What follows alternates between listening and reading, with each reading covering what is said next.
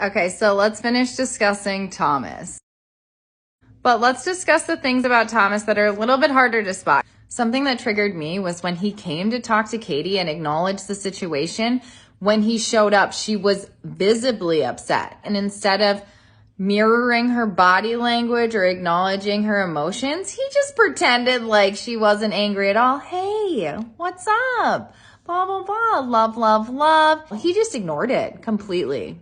He's not approaching the conversation as if he did something wrong. He's just kind of assuming other things are wrong, assuming that it has nothing to do with him and acting as so, when obviously that's not the case. He wasn't really caring about her emotions or understanding or even validating, like, I understand why you would feel that way. I understand why you would be upset or concerned about this. I was concerned about hearing this.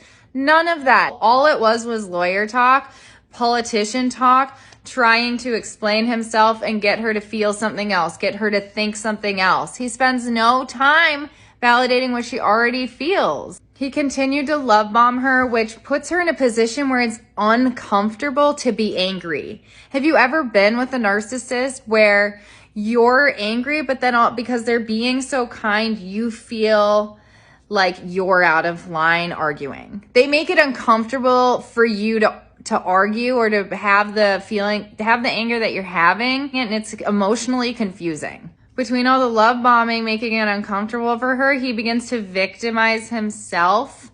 So it's never anything that he does. It's stuff done onto him. So these are little things we can pick up. And I know that she's in a hard situation because she's paying attention to how she feels and she's loving the way she feels with him because he's been love bombing her. He's been putting on the passion. He's the first one to start throwing out the love word, all of these things. So she's getting this high from all of that feel good.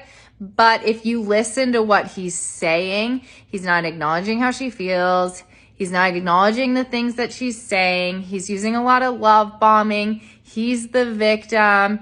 When he does take accountability, it's hard to tell, right? That's where it gets confusing. It's like, well, he is taking some accountability, but ultimately you have to pay attention to the compliment sandwiches, the love bombing, and the fact that he was not internalizing how she was feeling. She was visibly upset and he kind of just ignored that. That was the biggest red flag in that conversation to me.